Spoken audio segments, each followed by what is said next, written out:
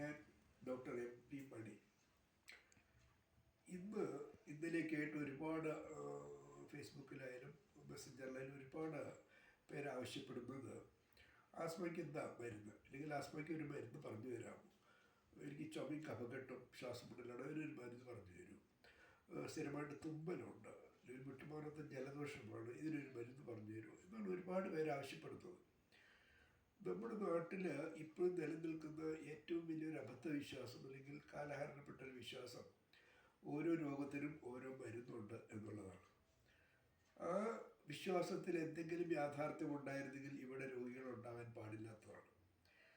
അപ്പോൾ നമ്മളിപ്പോൾ നേരത്തെ പറയാനുള്ള പോലെ ഒരു മരുന്ന് കടയുടെ മുമ്പിൽ നിന്നാൽ എല്ലാവരും ഇതുപോലെ മരുന്ന് ആവശ്യപ്പെട്ട് വരുന്നവരാണ്. ആ രോഗത്തിന് എന്താണെന്നത് അത് ഏറ്റവും കൂടുതൽ വരുന്നത് ഈ ജലദോഷം, വിട്ടുമാറാത്ത ജലദോഷം, ഗ്യാസ്, ഇതിന് രണ്ടിനുള്ള മരുന്നുകൾ ആവശ്യപ്പെട്ടിട്ടാണ്. നമ്മുടെ ആരോഗ്യ മേഖലയിലെ ഏറ്റവും വലിയ ദുരന്തവും ഇതാണ്. ഈ സ്വയം ചികിത്സയുടെ ഭാഗമായി ഈ കൃത്യമായ രോഗനിർണയം നമുക്ക് നടത്താൻ വൈകും.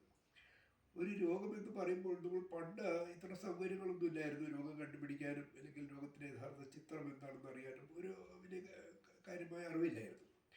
ഇപ്പോൾ സ്ഥിതി അതല്ല.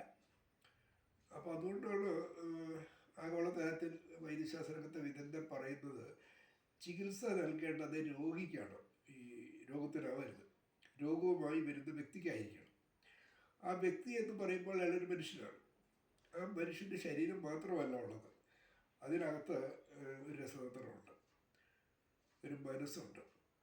ഇതുകൂടെ നമ്മൾ അവഗണിക്കേണ്ടിയിരിക്കുന്നു.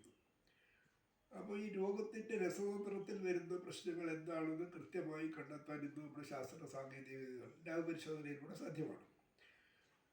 മാനസിക സംഘർഷം ഒരുപാട് രോഗങ്ങൾക്ക് കാരണമാണ്, പ്രത്യേകിച്ച് പുറംവേദനയ്ക്ക്, ആസ്മയിൽ, ഒരുപാട് സന്ധിവാത രോഗങ്ങളിൽ ഇതൊക്കെ തെളിയിക്കപ്പെട്ടിട്ടുള്ളതാണ്. അപ്പോൾ രോഗിയുമായി സംസാരിക്കുമ്പോഴാണ് നമ്മൾ ഈ മാനസിക സംഘർഷത്തിൻ്റെ തീവ്രത മനസ്സിലാക്കാൻ കഴിയുന്നത്. അപ്പോൾ അതെങ്ങനെ കൈകാര്യം ചെയ്യണമെന്നൊക്കെ പറഞ്ഞു കൊടുക്കുമ്പോഴാണ് അത് ചികിത്സ കൂടുതൽ ഫലപ്രദമാകാൻ സഹായിക്കുന്നത്. ഈ പുറംവേദനക്കാർ ഒരുപാട് പേര് കാണും.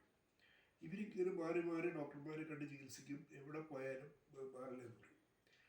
അപ്പോൾ എൻ്റെ അടുത്ത് വരുമ്പോൾ ഞാൻ ആദ്യമായിട്ട് അവരോട് ചോദിക്കാറുള്ളത് ഉറക്കം പിടിക്കുന്ന സമയത്ത് ഞെട്ടലുണ്ടാകാറുണ്ടോ എന്നുള്ളതാണ്.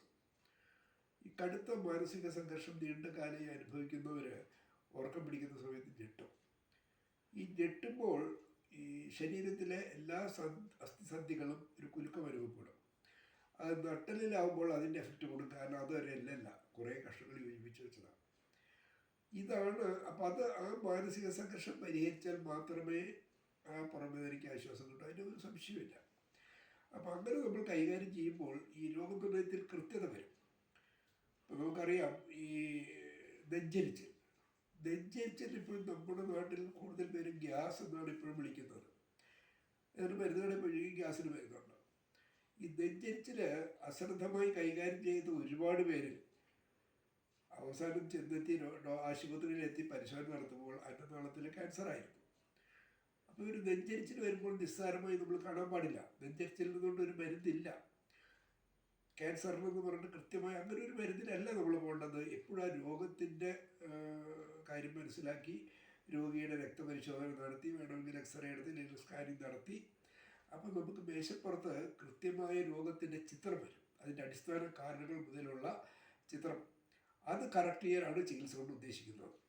അത് ഈ ഏറ്റവും പുതിയ അറിവുകൾ അനുസരിച്ച് തന്നെ ചെയ്യണമെന്ന് നിർബന്ധമുണ്ട്. അപ്പോൾ അങ്ങനെ പോകുമ്പോൾ എന്താണെന്ന് വെച്ചാൽ ഈ ബഹുഭൂരിപക്ഷം രോഗികളിലും ചിലപ്പോൾ ഒരു ദിവസം കൊണ്ട് റിസൾട്ട് കിട്ടും, ആശ്വാസം കിട്ടും, അല്ലെങ്കിൽ ഒരാഴ്ച കൊണ്ട്. അതാണ് അതിൻ്റെ ഒരു പ്രത്യേകത. അപ്പോൾ അവിടെ നമ്മളിവിടെ ഏറ്റവും പ്രധാനമായി കാണേണ്ടത് ഈ ജനങ്ങളുടെ ചിന്തകളാണ്, അവരുടെ ശീലമാണ്. ഒരു രോഗത്തിന് ഒരു മരുന്ന്, എന്നോട് ഒരുപാട് പേര് ഇപ്പോൾ ഫോണിലൂടെ വിളിച്ച് ചോദിക്കും എന്താണ് ആസ്മയ്ക്ക് പുതിയ മരുന്ന്. അപ്പം ഞാനവരോട് പറയുന്നത് ഞാനൊരു സിദ്ധാന്തമാണ് അവതരിപ്പിച്ചത്, അല്ലാണ്ട് മരുന്നല്ല. ആസ്മയ്ക്ക് കാരണമാകുന്നത് അലർജിയല്ല, പുതിയ അറിവിലൂടെ കൈകാര്യം ചെയ്താൽ അത് മാറും. ഇതാണ് നമ്മൾ അവതരിപ്പിച്ചത്, അല്ലാണ്ട് മരുന്നില്ല. മരുന്നുകളുടെ ഉപയോഗം വളരെ കുറച്ച് മതി. ഇപ്പോൾ ഏത് രോഗത്തിലായാലും, ജലദോഷം മുതൽ ക്യാൻസർ വരെയുള്ള രോഗങ്ങളിൽ ലാബ് പരിശോധനകളുടെ അടിസ്ഥാനത്തിൽ മനഃശാസ്ത്ര സമീപനം കൂടെ ചേർത്ത് നമ്മൾ ചികിത്സ ചെയ്യുമ്പോൾ മരുന്നുകൾ വളരെ കുറച്ച് ഉപയോഗിച്ചാൽ മതി, റിസൾട്ട് വളരെ വേഗത്തിൽ കിട്ടുകയും ചെയ്യും. അങ്ങനെ വരുമ്പോൾ നമ്മൾ വേറൊരു നേട്ടം കൂടി ഉള്ളത്, ചികിത്സ എന്ന് പറയുന്നത് രോഗം മാറാൻ മാത്രമുള്ളൊരു സംവിധാനമല്ല. അങ്ങനെ ആകരുത്. രോഗം മാറണം, അതോടൊപ്പം രോഗിയുടെ ആരോഗ്യം കുറയാൻ പാടില്ല, വേറൊരു രോഗം ഉണ്ടാകാനുള്ള സാധ്യത ഉണ്ടാകരുത്.